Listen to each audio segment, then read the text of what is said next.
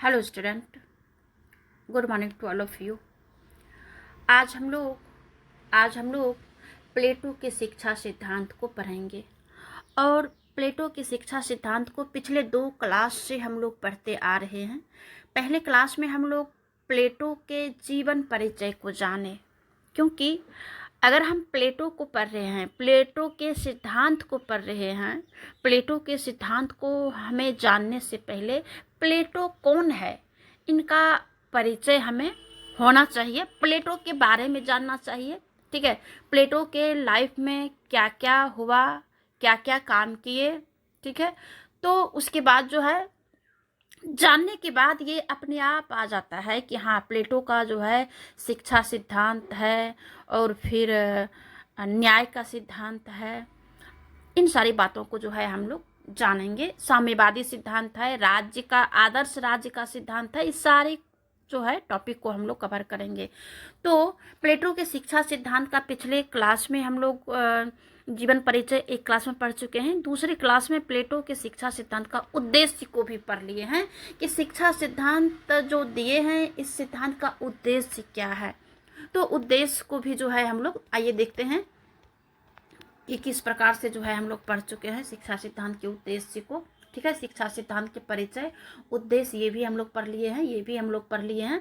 आज जो है कुछ और जो है उद्देश्य रह गया है, जो कि पिछली क्लास में छूट गया था।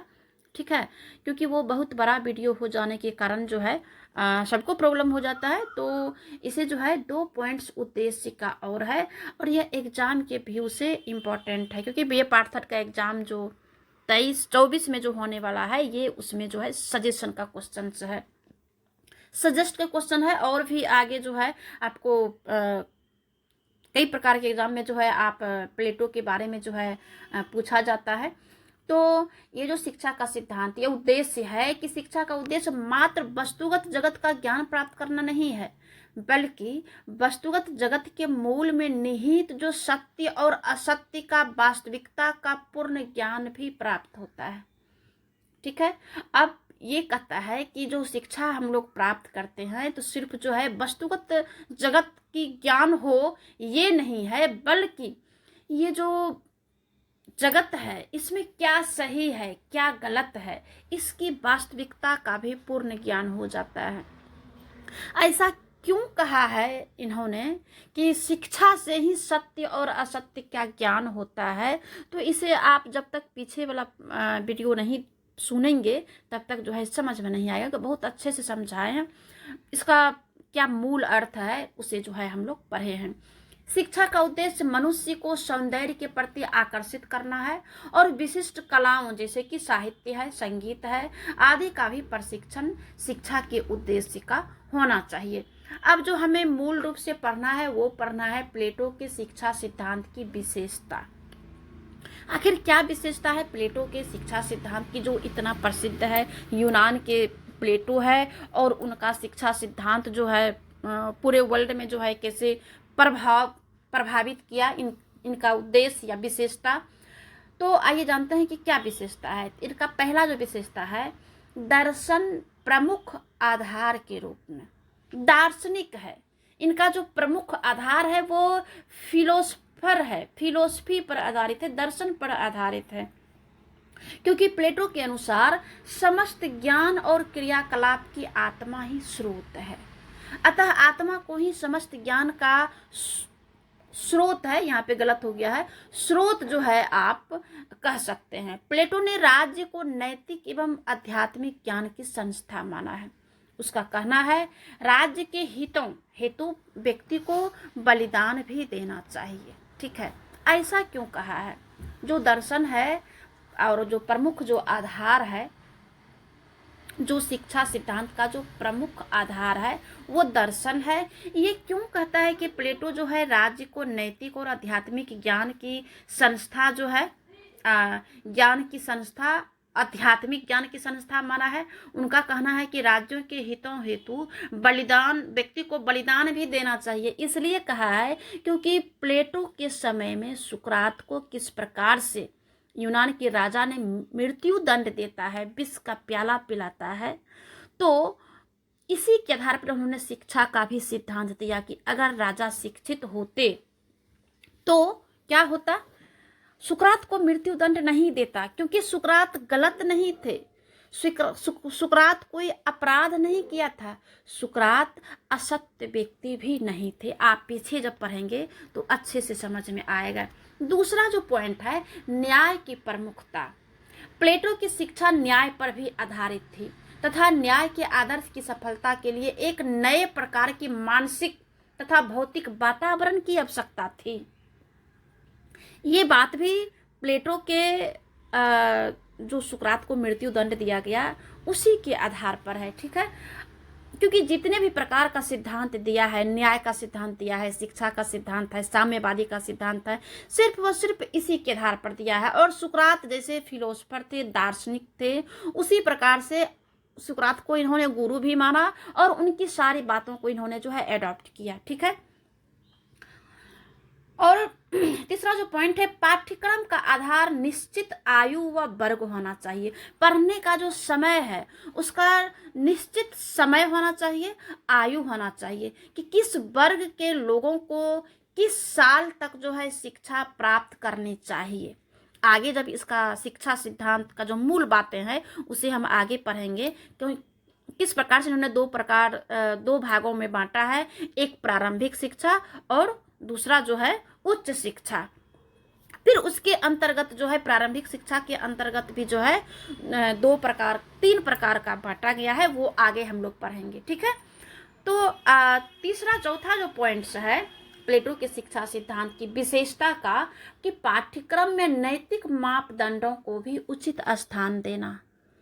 क्योंकि जो चीज हम अध्ययन करते हैं, कोई भी विषय पढ़ते हैं, साइंस पढ़ते हैं, आर्ट्स पढ़ते हैं, कॉमर्स पढ़ते हैं, तो प्लेटो का कहना है कि उसमें नैतिक मोरलिटी को भी ऐड करना चाहिए, मोरलिटी के लिए भी स्थान रहना चाहिए, ठीक है। क्योंकि अगर व्यक्ति पढ़ ही लिया है लेकिन उसमें नैतिकता नाम की अगर कोई चीज नहीं है तो फिर वो भी कहता है प्लेटो ने कि वो भी बेकार हो जाता है। अपनी शिक्षा योजना के अंतर्गत धर्म और नैतिकता को उचित स्थान प्रदान किया है। वह नैतिकता की दृष्टि से कुरुचिपूर्ण साहित्य और कलाकृतियों को सहन करने के लिए भी तैयार नहीं है। अगला जो विशेषता है, शिक्षा एक दीर्घकालीन अनवरत प्रक्रिया है। शिक्षा कहता है कि दीर्घकालीन अनवरत चलने वाला है, सतत प्रक्रिया है। कभी शिक्षा एक ऐसा हथियार है कि आप जो है ऐसा नहीं कर सकते हैं कि 20 साल हो गया है, मैट्रिक कर लिए हैं तो आप नहीं पढ़ना चाहिए, इंटर कर लिए हैं, ग्रेजुएशन कर लिए हैं, एमए कर लिए हैं, या हमें जॉब लग गई है तो अब हम नहीं पढ़ेंगे। ये नहीं है। शिक्षा कहता है अनवरत चलने वाली प्रक्रिया है। आगे इन्होंने कहा है कि मनोवैज्ञानिक मनोवृत्तियों को अधिक से अधिक महत्व देना।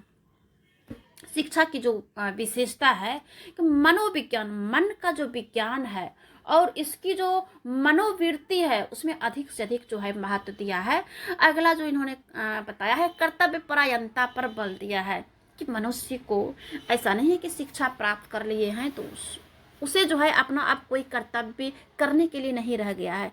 शिक्षा प्राप्ति के साथ मनुष्यों को अपने कर्तव्य का भी पालन करना चाहिए, धर्म का भी पालन करना चाहिए कि मेरा क्या कर्तव्य। अगर राजा है तो राजा का क्या कर्तव्य है, जनता है, नागरिक है तो नागरिक का क्या कर्तव्य है। जो इन्होंने जो है यही बात कही है। आगे इन्होंने कहा है कि बौद्धिक विकास पर भी बल दिया है। प्लेटो द्वारा प्रतिपादित शिक्षा सिद्धांत का एकमात्र उद्देश्य व्यक्ति का बौद्धिक विकास करना था, ठीक है। व्यक्ति का जो है यूनिवर्सल विकास डेवलप जो है प्लेटो का जो सिद्धांत है शिक्षा का, कि कहता है कि जो व्यक्ति है उसका पर्सनालिटी डेवलपमेंट होता है, पर्सनालिटी यूनिवर्सल डेवलपमेंट होता है, व्यक्तित्व का सार्वभौमिक विकास होता है, ठीक है, विकास होता है शिक्षा प्राप्त करने से। आगे इन्होंने कहा है कि राज्य जो है प्रशिक्षण संस्था के रूप में है। प्लेटो कहता है कि शिक्षा कार्य के लिए राज्य को ही सर्वोच्च संस्था मानता था, क्योंकि राज्य का उद्देश्य व्यक्ति को अपने अनुरूप शिक्षित करना है। ऐसा इन्होंने इसलिए कहा था क्योंकि इनके समय में जो राजा थे, जो यूनान के जो राजा थे, उन्होंने जो है शिक्षा की व्यवस्था कुछ भी नहीं किया था। यूनान में प्राइवेट शिक्षा की व्यवस्था थी। जो बहुत पैसे वाले थे, जो बहुत बड़े बिजनेसमैन थे, मतलब मीन्स हो गया कि जो बहुत पैसे वाले थे, सिर्फ उसी का जो है बच्चे लोग जो है प्राइवेट स्कूल था। तो प्राइवेट में तो पता ही है कि ज़्यादा पैसा लगता है शिक्षा में। तो प्लेटो ने इसीलिए कहा है कि राज्य प्रशिक्षण संस्था के रूप में, मतलब राज्य को प्रशिक्षण की संस्था को अपनाना चाहिए, बनाना चाहिए, शिक्षण संस्थान को बनाना चाहिए, ठीक है। और उसमें जो है सारे नागरिकों को पढ़ने का या शिक्षा प्राप्त करने का द्वार खुला रहना चाहिए, ठीक है। इसी वजह से प्लेटो ने रिपब्लिक नामक जो है एक बुक लिखते हैं और उसमें शिक्षा के सिद्धांत के बारे में बताते हैं, ठीक है। और प्लेटो ने अपने शिष्यों के कहे अनुसार जो है एक एकेडमिक नामक संस्था भी खोला था, शैक्षणिक संस्था, जो कि सभी लोगों के लिए जो है खुला था, बशर्ते उसमें एक कंडीशंस था कि मैथ का ज्ञान थोड़ा मोड़ा भी होना चाहिए। ये ऑब्जेक्टिव क्वेश्चन में आता है। प्लेटो का रिपब्लिक है, ठीक है, प्लेटो का रिपब्लिक ये ग्रंथ है, प्लेटो का रचना है, ठीक है। दूसरा जो प्लेटो जो एकेडमिक नामक प्लेटो का जो शिक्षा संस्था था वो अकादमी नाम था, हिंदी में अकादमी कहा जाता है, ठीक है, और इंग्लिश में इसे एकेडमिक नामक जो है एकेडमिक नामक जो है संस्था खोला था। ये दोनों जो है ऑब्जेक्टिव क्वेश्चंस आएगा ही आएगा। प्लेटो का एक और बुक है स्टेट्स नाम से है, और दूसरा जो है रिपब्लिक है, ठीक है। और कौन सी शिक्षा संस्थान खोला था, नाम क्या था, अकादमी नाम था, इंग्लिश में एकेडमी कहा जाता है। इसे अच्छे से आप लोग जान लेंगे क्योंकि ये ऑब्जेक्टिव में आने वाला है।